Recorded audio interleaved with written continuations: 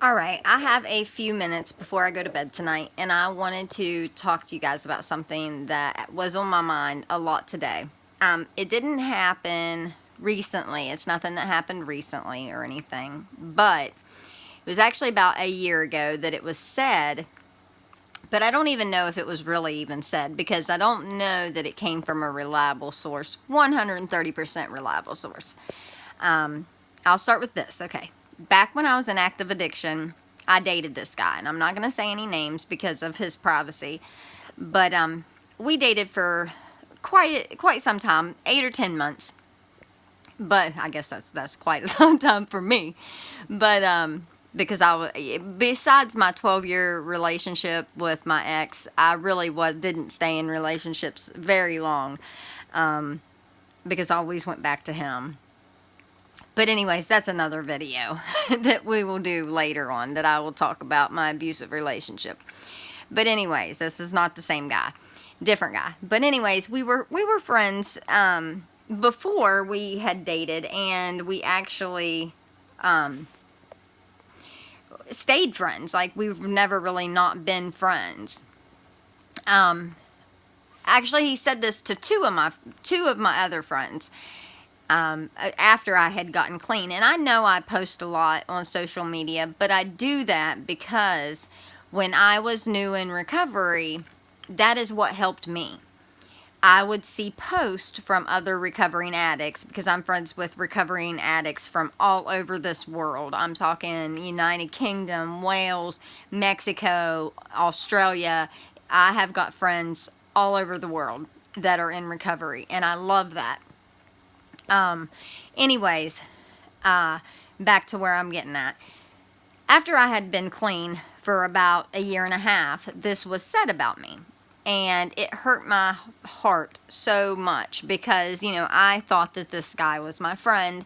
Still, even though we didn't talk on a daily basis or anything, I had got clean. And I know that he knows that even if he came to me today while he was in active addiction and he needed my help, not to get drugs or anything like that, but if he needed my help for anything else, I would have been there for him. And I probably still would, because that's just the type of person I am. But anyways, he had said in a conversation with two of my other friends, he said, I wish that she would hurry up and relapse, because I'm sick and tired of seeing her posts on Facebook, my recovery post. And I kind of brushed it off at the time. I was just like, wow, that's stupid. Why would he even say that, But deep down, it really hurt me, because recovery has brought me this sense of freedom towards everything in my life. It has really changed who I am as a person. I didn't just recover.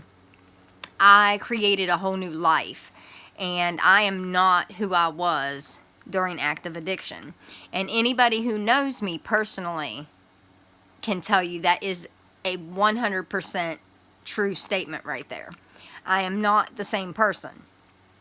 I have completely recreated who I am. And it's a better thing. It's a very good thing, because the me a long time ago, if I was in a fight or an argument with somebody that I loved and they hurt my feelings, then I would say something, even if I didn't mean it, and I would say things just to hurt you because you hurt me.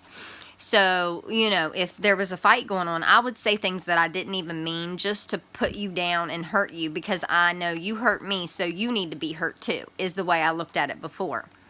Now today, like when he said that, I didn't do anything. I didn't even, ask him about it. I just kind of brushed it off and I moved on. Well, that night when I went to bed, I had never had a using dream up until this point. And I did that night. I had a dream that I was at this ball field and he had kidnapped my daughter. Now, my son was a baby. He wasn't. But in my dream, he was. He was so little that I could fit him inside my jacket and nobody seen him. So I hid him inside my jacket, and he didn't know I had my son. So he stole my daughter. But he told me in order to get her back, I had to use this dirty needle that he had. And, and that's the only way I could get her back, was if I relapsed. So anyways, I'm sitting like outside on these stairs, and he's inside the gymnasium with my daughter. He has her in there. He told me I can have her back as soon as I do that shot. And I was just feeling all these crazy emotions because I knew I wanted my daughter back more than anything in this world. I needed to get her back. How was I going to get her back without doing this, without actually relapsing? How could I do this? So in my dream, I said, you know what, I'm going to just squirt it all out, and I'm going to poke it in my vein, and just so he thinks that I did it. You know, I'm not actually going to relapse. I'm just going to fake it and then go back inside and say, okay, I did it. Can I have her back? And get my daughter back, and I'll be safe. Well, anyways, I squirt it all out, and I almost get right to where I'm getting ready to put it into my arm, and I wake up. And I feel this just warmth of just fear all over my body. Like I'm just, you know, I had never had a using dream ever in my life. And it was terrifying. Especially because my daughter was in it, and my daughter was kidnapped from me, and I was told that unless I relapsed, I wasn't allowed to have her back.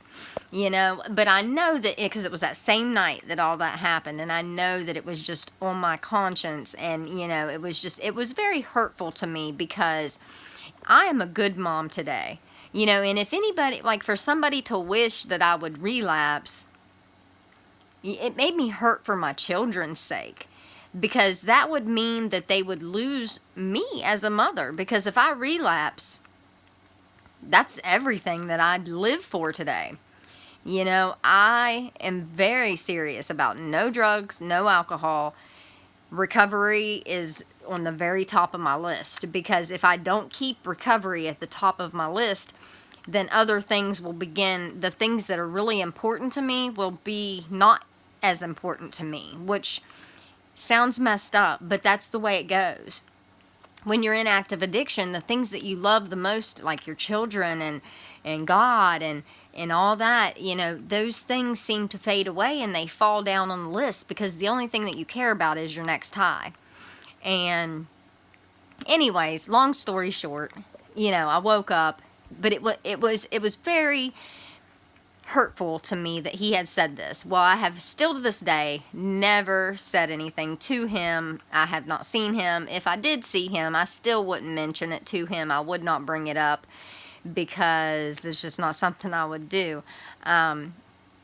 You know, I try to keep conflict down, and it's really not that important whether he said it or he didn't. You know, people make mistakes. I know that if I was in active addiction and one of my friends found recovery before I found recovery, then I would probably say the same thing. I'd probably be going, God, I get tired of seeing her post. You know, she posts all the time. You know, I get so sick of seeing them.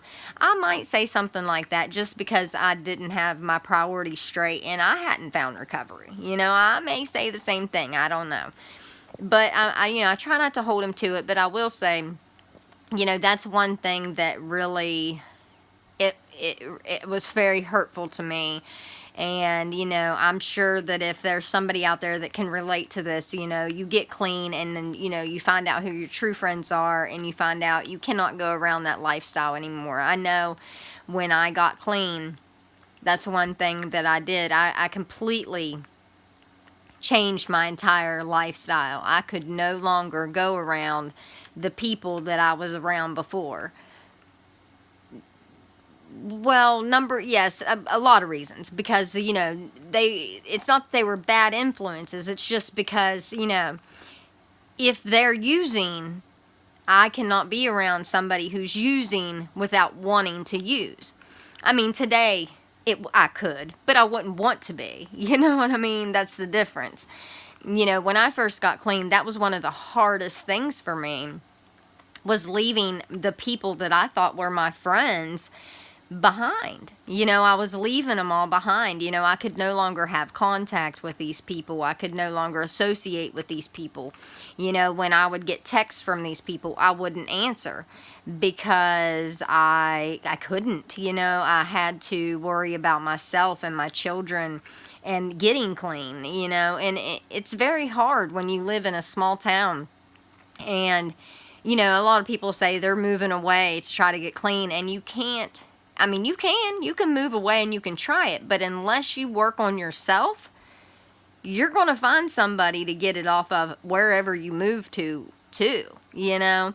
And, you know, living in the same house that I once dealt drugs out of, and that once was, you know, just where we got high, it was hard for me because, you know, I still for 2 years would get random knocks on the door in the middle of the night, you know, people knocking, not knowing that I was clean and I had my family here and that, you know, my kids were here in bed and it's a school night and you can't be here, buddy, you know. I don't answer my door. You know, for a long time, I just had to keep my doors locked and just, you know, not answer because I cannot be around that lifestyle any longer. You know, so that's just really what I wanted to talk about. Just real quick. I tried to make it a real quick video. It ended up like I'm at 11 minutes now. So I'm going to go because I'm going to get to bed with this little handsome feller. But I hope you all have a wonderful night. God bless you all, and I love you all very, very much. You will never know how much I appreciate you just giving me these videos in time to vent, and I love it. Yeah, and then I have messages from people saying how much my videos have helped them when really they help me. You know, and so it's helping you too, and I love that. I love that, you know, when I'm honest and raw about my recovery, you know, I get I get so many messages daily from people from all over telling me how much my videos have helped them or my posts have helped them, and I love that. And I do run a group on Facebook. It's called Recovery Runs Through Our Veins, and we would love to have you. So it's a very, very loving group. No negative, no bad comments. I watch it very, very closely, and it's actually a addiction recovery support group and also family support group. If you have a loved one that's in addiction, we would still love to have you because, you know, we're all in this together, and it's very, very supportive. And that's all. Night. Bye.